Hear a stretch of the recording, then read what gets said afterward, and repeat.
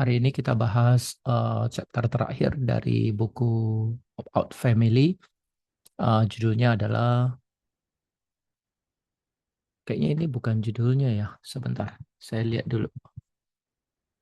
Trust over Protection atau apa judulnya. Dan ini sangat menarik sekali. Baik, Trust over Tracking. Ini menarik karena kebanyakan orang tua yang terlalu overprotective terhadap anaknya. Jadi mereka helikopter anaknya. Nah, ini saya pakai Gemini LM untuk summary bahan dari chapter 14. Kita mulai di analog blueprint, preparing independent kids for the world ahead. Jadi, kita harus mempersiapkan anak kita supaya mereka bisa berhadapan dengan dunia ini. The best way to find out if you can trust somebody is to trust them. Dari Ernest Hemingway. Apa maksudnya? Maksudnya adalah ketika kita bagaimana cara kita bisa percaya ke anak kita, yaitu dengan cara sangat simpel, percaya duluan. Jadi kita trust ke mereka daripada kita nge-track mereka. Ini bukan artinya saya sudah sempurna, saya tetap belajar. Belajar bagaimana caranya. Ini kita ke the culture of fear. Jadi budaya kita bukan hanya di Indonesia, tapi juga di Amerika. Gimana sih banyak orang tua yang takut kalau anak-anaknya terjadi apa-apa. Jadi pertama, sensationalize media itu pelaporan dari media dan sosial media dan YouTube itu memperbanyak kejadian. Contoh, ada 945 kasus di mana anak meninggal karena tenggelam, tapi dibesarkan sehingga jadi 1,5 juta konten di video streaming. Itu sehingga orang yang melihat itu menjadi ketakutan. Isolated incident ini dianggap jadi epidemi. Yang kedua, inflated parental fear. Orang tua ketika parenting anak-anak jadi tambah takut ya. Media creates a culture of worst case scenarios, driving a multi-million dollar fear economy. Seperti yang kita tahu, kalau surat kabar atau sosial media atau YouTube, kalau judulnya itu negatif, itu yang diklik, orang yang klik akan lebih banyak daripada kalau judulnya positif. Jadi ini membuat pemilik-pemilik sosmed, TikTok, dan sebagainya sangat-sangat diuntungkan. Yang ketiga, hyper surveillance. Alhasil, banyak sekali sekolah yang terlalu menjaga, uh, terlalu proteksi anaknya. Misalnya ketika anak-anak di park bermain, mereka sekolah tidak membangun tools yang tinggi-tinggi, takut anaknya jatuh. Dan ketika pulang sekolah, sangat-sangat didetek. Harus lewat jalur satu, harus difoto, mama apanya atau mbaknya harus ketemu gurunya dulu untuk supaya anaknya dianterin. Terus reduce child autonomy, sehingga anak itu seperti bayi udah umur SD 1, 2, 3 sangat-sangat diprotek. Anak pun akan bingung, kok saya sangat diprotek oleh orang tua, oleh guru. Ya, jadi children deduce that the physical world is inherently dangerous. Alhasil, anak jadi membayangkan bahwa dunia ini penuh bahaya dan mereka tidak sanggup atau tidak dipercaya untuk bisa menghandlenya. Jadi, alhasil yang buruk itu adalah yang kelima, increase child anxiety. Anak itu jadi susah untuk disuruh, misalnya beli makanan di supermarket, mereka nggak akan berani. The result of treating a competent person as incompetent. Kalau anak-anak kami dari anak-anak dari umur 5, 6 kami sudah suruh naik lift turun untuk main sendiri di lapangan di park tanpa kita awasin. Jadi kita memberikan kebebasan dan kepercayaan kepada mereka. Dan juga kita suruh mereka beli di supermarket, beli makanan, sayur atau apa. We are living in the most fear-mongering time in human history, kata Barry Glassner, sosiologis. There's a lot of power and money available to individuals and organizations who can perpetuate these fears. Jadi kita hidup di zaman yang paling fear mongering ya, kayak menjual berita-berita yang ngeri, di share di WhatsApp group dan sebagainya. Kita tidak harus lepas dari ini ya. Kita ke slide berikut.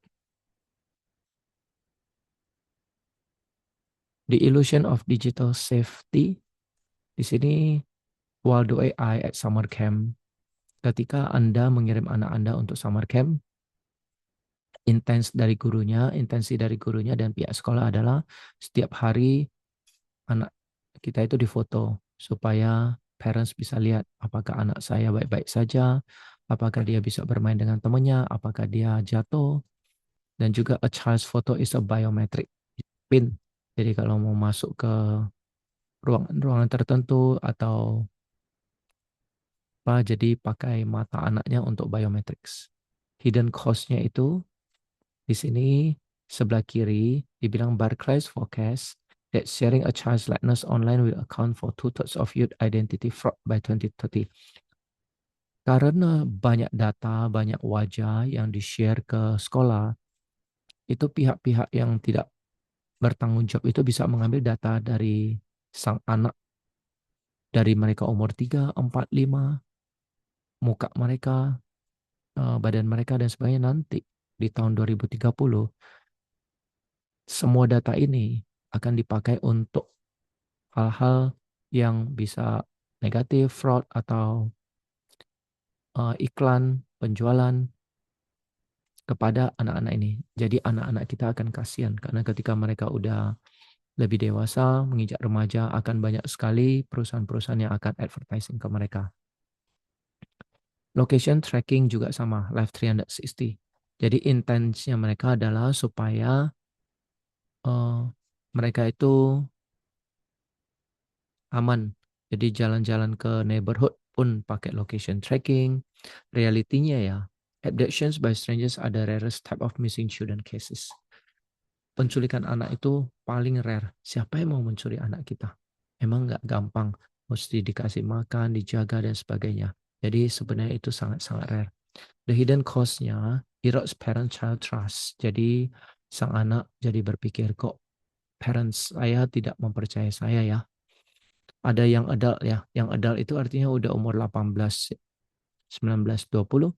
My mom still tracks me. I had to remind her. I'm 24. Saya udah umur 24. Masih di tracking. Dan dia udah pindah rumah. Udah nggak serumah. Mamanya masih tracking dia. Oh, dari umur 19 sudah pindah rumah, tapi sampai umur 24 masih di track. Nah, ini the teen's impossible dilemma. A teen encounters harmful content or behavior online. Contoh grooming, bullying, nude photos. Nah, path A, the honest route-nya, sama path B, the secret route-nya, kita harus ajarin anak-anak kita dari kecil harus lakukan apa.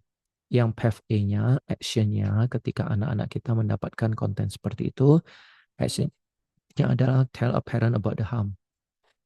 Sedangkan yang sebelah kanannya, the secret route, keep the secret, pretend everything is okay.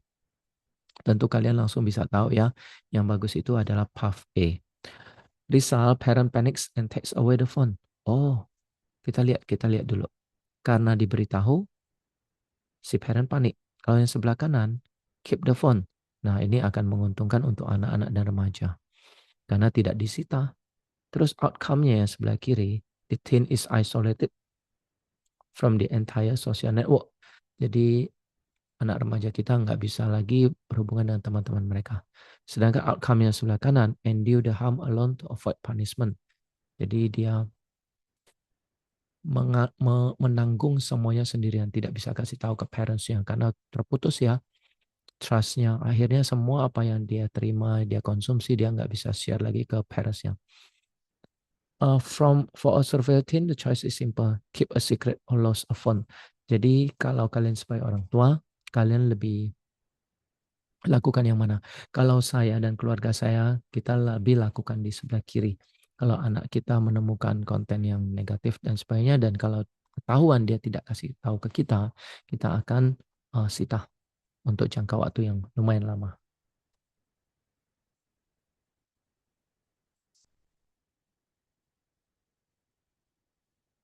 Nah, kita lanjut. Opting out of the default settings, tag playbooknya. Tracking your children can alleviate fear and concern. Playbook yang benarnya itu adalah trusting your children can alleviate fear and concern. Jadi kalau kita mempercayai anak kita itu bisa menurunkan ketakutan dan concern. The physical world is safer for our kids than ever. Jadi Bapak Ibu pastikan bahwa anak-anak itu harus banyak olahraga. Jangan takut olahraga yang agak ekstrim seperti skateboard dan sebagainya.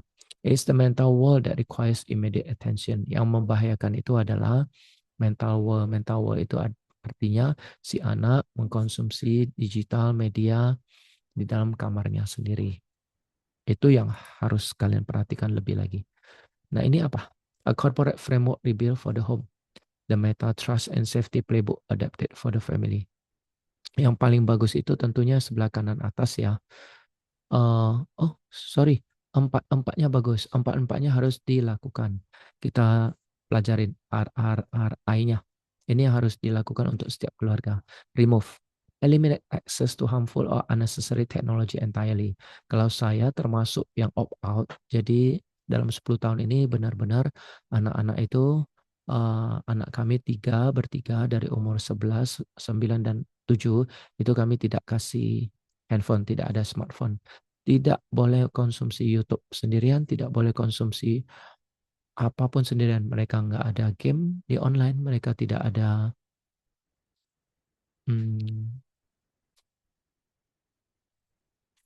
hampir tidak ada apapun di dalam screen ya, kecuali dua hal, yaitu Simply Piano dan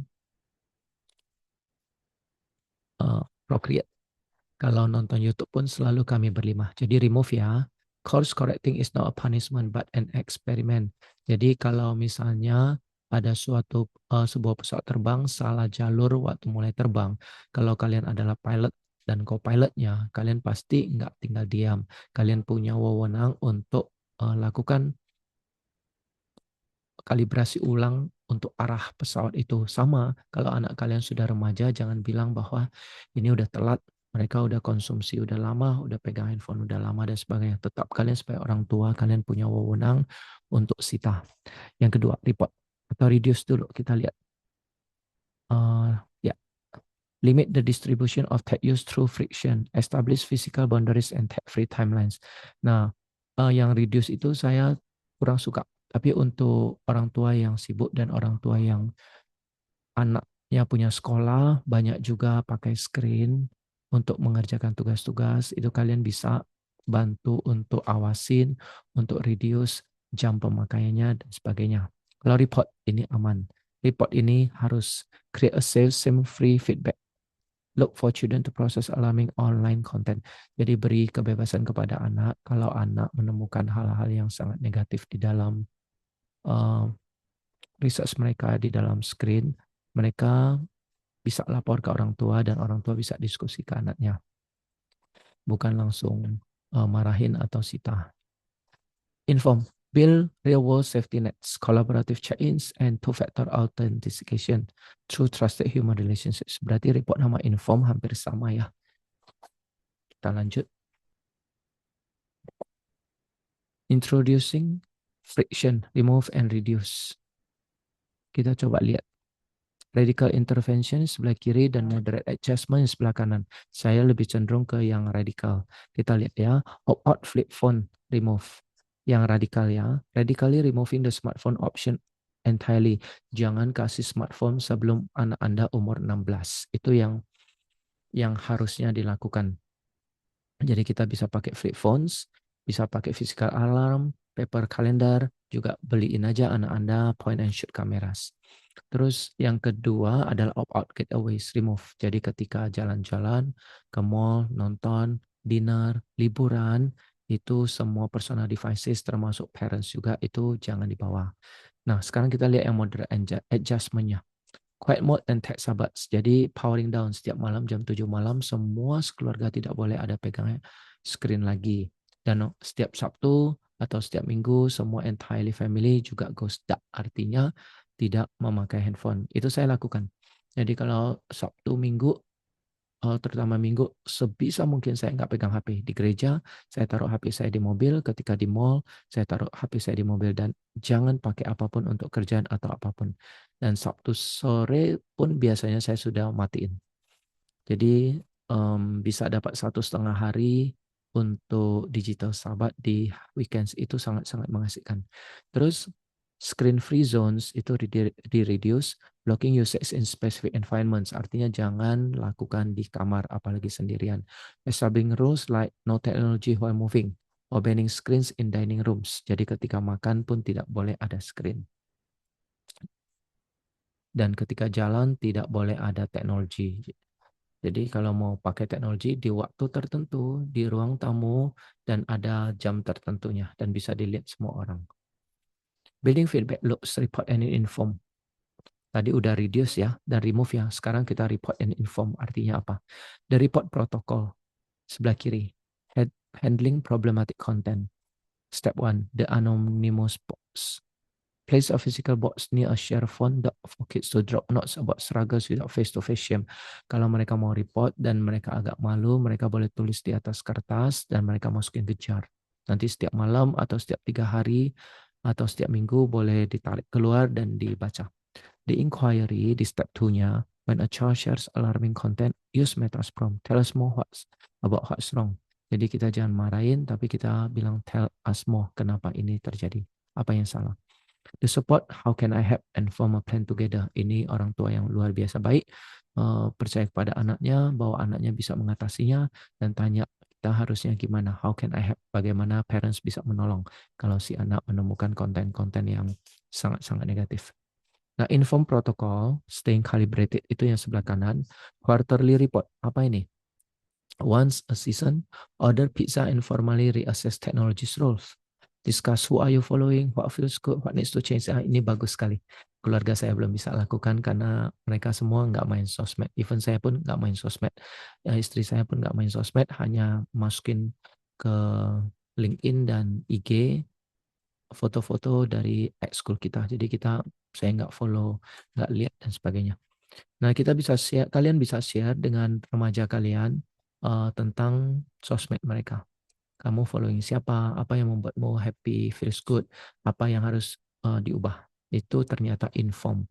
Terus analog two-factor authentication, engaging the body system. Design a trusted backup mentor or the sibling counselor before a crisis happens for when a child is uncomfortable talking to a parent. Nah, kalau di Amerika ada saatnya ketika remaja nggak mau ngomong dengan orang kandung mereka, si parents ini bisa menunjuk kepada wakil, misalnya counselor. Kalau di luar negeri kan counselor sangat dipercaya ya, dibayar pula. Bisa juga mentor atau sibling yang lebih dewasa atau paman atau sepupu. Nah, itu bisa pasangkan mereka supaya mereka bisa comfortable untuk diskusi. The psychological antidote is not AI, it's IA. Ini menarik. IA itu adalah independent activity. Activity-nya apa aja? Kita lihat ya. Dr. Camilla Ortiz bilang radical simple treatment yaitu intense and frequent childhood independence. Kalau Amerika sangat-sangat lakukan ini. Dari kecil pun umur 3 si anak itu udah dipercaya makan sendiri, punya kamar sendiri. Sedangkan di Asia, di Indonesia itu sangat-sangat interdependent. Anak-anak sangat bergantung kepada orang tuanya karena di helikoptering. Nah, unstructured itu apa? Not organized by adults or governed by strict predetermined rules. Jadi anak-anak dibiasakan bermain sendiri, bermain bersama tetangga, anak tetangga, bermain dengan teman-teman mereka di park. Sangat unstructured dan dibiarkan. Developmentally challenging, pushing the boundaries of the child's current comfort zone. Kita tantang anak-anak kita untuk manjat lebih tinggi, lari lebih cepat, main lebih jauh. Kita tantang mereka. Unassisted, perform entirely without any help from adult. Sama ya, kita jangan dia jatuh atau kesenggol dikit, kita bantu. Kehilangan barang sedikit, kita bantu, jangan. Chosen by the child. The child dictates the activity, whether outdoor roaming or indoor tasks. Jadi, anak punya wewenang untuk memilih sendiri apa yang mereka mau mainkan atau pelajarin. Examples ya, sebelah kanan. Riding the subway alone, wah ini Leonard Skenazy ya yang berani lakukan. Anaknya umur 5 dikasih $10 suruh naik trans, suruh naik MRT ya ke satu kota bagian, satu bagian kota, habis itu balik lagi dan berhasil. Dan Lenore sangat-sangat dicela ribuan parents di Amerika dan hampir dituntut.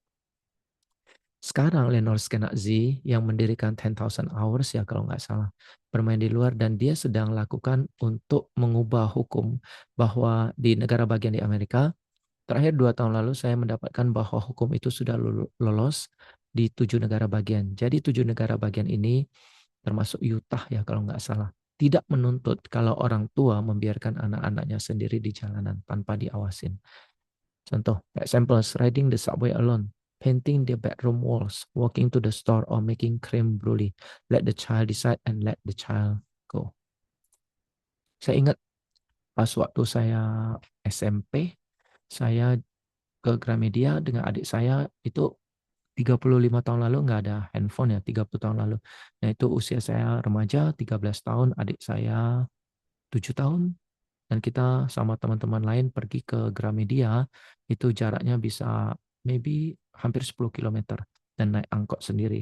Dan saya ingat waktu di sana kita baca buku sampai berjam-jam, dan karena kita lapar, kita menghabiskan uang ongkos untuk pulang, dan sehingga kita makan snack dan minum. Alhasil kita nggak punya uang sama sekali untuk pulang. Orang tua kita nggak bisa hubungin kita, nggak ada telepon, nggak ada handphone. Berjam-jam kita keluar. Dan kita jalan kaki pulang, itu jalan kaki bisa 1 sampai 2 jam. Dan itu pengalaman yang mengasihkan.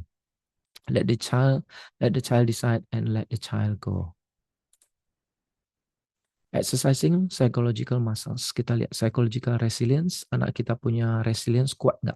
Exposure to real world friction. Sebelah kanan. Time experience-nya. Itu A, B, atau C lebih hebat. Kita lihat ya.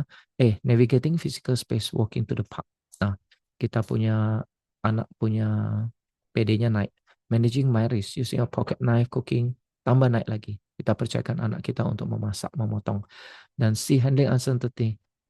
Talking to a stranger, getting lost. Jadi bukan sengaja di mall, tinggalin mereka ya. Artinya mereka bisa sekali-sekali tersesat atau suruh mereka ngomong dengan stranger. Itu mereka bertambah, psychological resilience-nya bertambah kuat. IS are topographically different from a child-specific anxieties.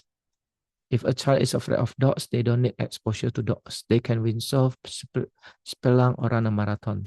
Oh, child run a marathon mungkin nggak bisa. Kalau 10K mungkin bisa. By reclaiming childhood, they build the general tolerance for discomfort and uncertainty required to tackle any anxiety.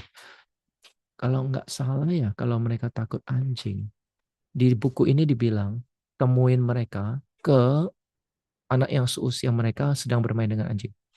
Jadi di sini ada contoh anak usia 3 tahun, anak mereka kalau nggak salah eh, nggak berani berenang selama sebulan, diajarin nggak bisa, parents ajarin, guru ajarin nggak bisa. Tapi ketika suatu hari papanya menemukan anaknya bisa berenang, kaget loh, cemplung, lompat sendiri, berenang sendiri umur 3. Dan ketika ditanya, papanya nanya ke anaknya, kok kamu udah bisa padahal 1 bulan lebih nggak bisa? Anaknya tinggal bilang, itu ya saya lihat teman saya yang umur 3 tahun juga berenang, ya saya bisa, dia bisa, ya saya bisa. Jadi itu untuk mengatasi ketakutan, kita bisa memberi contoh dengan anak-anak seusia mereka. Redefining your community standards. The opt-out checklist for the home. Apa saja checklistnya? Reject the sensational, jangan terlalu percaya dan jangan terlalu takut dengan uh, apa yang dikatakan oleh sosmed. Prioritize experience over proof. Stop requiring photographic atau GPS. Let them have their moments, misalnya ke taman atau di kalau udah remaja biarkan mereka ke mall bersama teman-teman atau mereka nginap di rumah teman. Introduce friction. Jadi ganti mereka punya smartphone dengan alarm clocks, paper maps dan lain. Build analog two-factor authentication. Formalize trusted relationships outside the immediate family for shame-free reporting. Yang tadi kasih mereka wakil, wali, konselor, paman, sepupu dan lain-lain supaya mereka bisa diskusi. Mandate independent activities. Regularly assign tasks that are unassisted, unstructured, and chosen by the child. Apa yang anak suka dan tantang mereka lebih lagi. Misalnya anak suka main inline skate, bawa mereka ke park yang nggak bisa inline skate dan tantang mereka dengan gaya-gaya yang lebih susah. Reclaiming the real world. Ini, I tell him how much I despise the lie that our kids can be kept safe without surveillance. What is anxiety if not the fear that you cannot handle this world? Anxiety itu sebenarnya karena si anak berpikir saya nggak bisa handle this world, itu sebenarnya anxiety. Kalau kita percayakan ke mereka, walaupun mereka takut, malu, nggak mau, tapi mereka punya anxiety menurun. Mostly I want our kids to trust our very real and alive world, but mostly I want our kids to trust their very real and alive selves. Jadi kita harus ajar anak kita bukan rely terhadap world ini, tapi rely terhadap themselves. I'm with talkies, a bag of mangoes and a pocket knife, and off they go. Jadi suaminya penulis Erlin ya, suaminya penulis buku ini kasih walkie-talkie, kasih snack, pocket knife, dan kasih mereka anak-anak bermain mengelilingi neighborhood mereka di sore hari sejam 2 jam, nanti baru balik lagi tanpa GPS, tanpa tracking, tanpa handphone. Oh, sudah habis ini. Coba saya cek yang. Oh, 12 out of 12. Hanya 12 halaman. Saya coba cek sebentar. Apakah benar 12 halaman di sini? Hasil PDF-nya. Oh ya, benar. Hanya 12 halaman. Yes. Tadi ada satu yang kena skip ya, yang hitam. Benar, hanya 12. Baik, kita udah selesai membahas buku About Family. Nanti saya inginnya next time-nya bahas adalah buku Digital Delusion ya, yang edisi keduanya. Saya stop share dulu. Nah, semoga bisa bahas buku itu di bulan September ya. Saya akan kumpulin 1, 2, 3 orang untuk supaya bisa bahas buku itu. Baik, kita selesai dulu di sini. Nanti kita lihat apakah penutupnya masih ada bab penutup. Nanti saya lihat apakah kita bisa share di minggu depan. Di minggu ketiga atau keempat Agustus. Nanti September semoga kita bisa masuk ke Digital Delusion. Nah, Digital Delusion itu bukunya ada di sebelah sini. Saya juga baru selesai baca buku Digital Wellbeing. Ini adalah untuk orang tua, parents, dan yang banyak berhubungan dengan pekerjaan yang membutuhkan digital work. Nanti kita lihat, kita akan diskusi yang mana di bulan September. Terima kasih.